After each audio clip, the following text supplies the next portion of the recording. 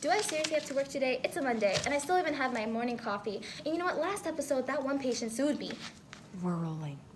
Hello, everyone. Welcome back to episode 256 of Mutated Me. I'm your favorite genetic counselor and host, Dr. Rachel Jeans, with a PhD in reality TV. They're here. Right. So this is our unique case, number 1234567J. So, hello, Tonya Jones, right? Yes, that's me. But what's with the camera crew? Oh, don't worry. We won't violate HIPAA. Okay. So I read your charts. You're 35 with no symptoms of HD, but can you elaborate a little more about why you're here? Okay. Look into the camera. Okay. So I just found out that my dad has Huntington's disease, and so do I. So I'm kind of concerned if my daughters here might get it when they're older. Wow. Did you get that? Nice. All right. So we're going to talk to you first about what exactly Huntington disease is. It's an inherited disease that over time will break down the nerve cells in your brain, and symptoms can range from not being able to control movements, loss of muscle. It can be difficult to think or process information, and you may not act the same way you do. Controlling your emotions can become difficult, and you can even have depression or anxiety. What exactly does it affect in the body? Well, it affects the central nervous system and the musculoskeletal system. The basal ganglia, which is in your brain, is responsible for moving. And the nerve cells around that structure start to die, which is what will lead to the symptoms. So what is life like with the disease?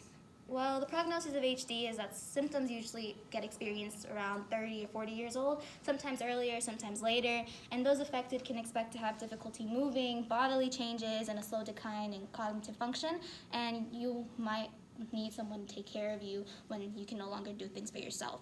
And also, people normally have a 10 to 25 life expectancy after symptoms start to happen. All right. Is there a medication I can take to slow it down?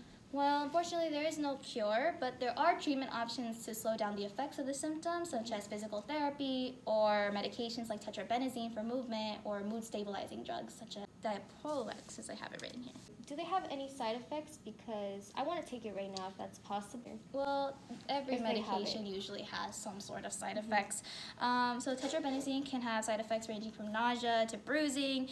Diprolix can have side effects from dizziness, hair loss, physical changes to the body. But when you experience the symptoms, we can sit down and talk about what's best for you. Well, I think it's better to suffer through the side effects and a painful decline.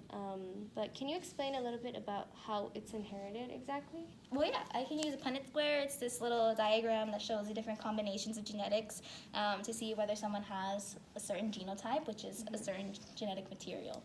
The uppercase H will represent the disease, and the lowercase h will be a normal gene. The reason for this is because Huntington disease is a dominant single gene disorder, meaning that it only needs one of the genes from either parent in order to be inherited, hence why it is uppercase. Now, if we cross the letters like how I'm doing here, we can see that the only way someone cannot inherit a disease is if neither parent has the dominant gene. In your case, your father had the dominant gene, so let's look over to this pedigree chart, another way to view the likelihood of inheriting diseases. This first generation is your mother and father. Dad is the square and mom is the circle. Dad has the disease, so we'll shade in dad. In the second generation, we have you. Dad's gene will be passed to you even if mom did not have the disease according to our Punnett square. So we'll shade you in, and there's your husband. Next are your children, and again, even though your husband doesn't have the inherited gene, you do. So we'll shade your children in. This shows that it's highly likely that they have inherited a disease. But is this something that I should get them checked for right now or when they're older? Well, I would recommend that you get them tested, as it would be greatly beneficial for them later in their lives. Also, people can exhibit symptoms really early on if they have juvenile Huntington disease. So would you like to hear the options you have? Yes. Okay, well, MRI scans or CT scans can show images of the brain to be analyzed to see if something isn't functioning properly, especially around the basal ganglia. Another option is a blood test where we can analyze the DNA for the HD mutation by counting certain repetitions of nucleotides, which are these little basic building blocks of the DNA. Well, your children are under 18, so testing is prohibited for that. But if you would like to screen for juvenile HD, that is possible, especially since your children are at risk. Okay, yes, I would love that, but what are the implications? Well, these tests can help you get a head start of the symptoms, so you can plan for the problems that they may have regarding your personal life. It can help you plan for in case you need a nurse of some kind later on. But it's completely up to you as their parent, but understand it can be a very heavy subject to discuss with young children. And there are some moral issues that you would be dealing with, such as knowing this information, and it can just be a really harsh reality. But also, if you don't want to know, that's okay, but you'd be living with this feeling of uncertainty and anxiety. So whether you go through with the testing or not, I will be here for you. For any questions or concerns you have, we can set up another appointment and see what you decide.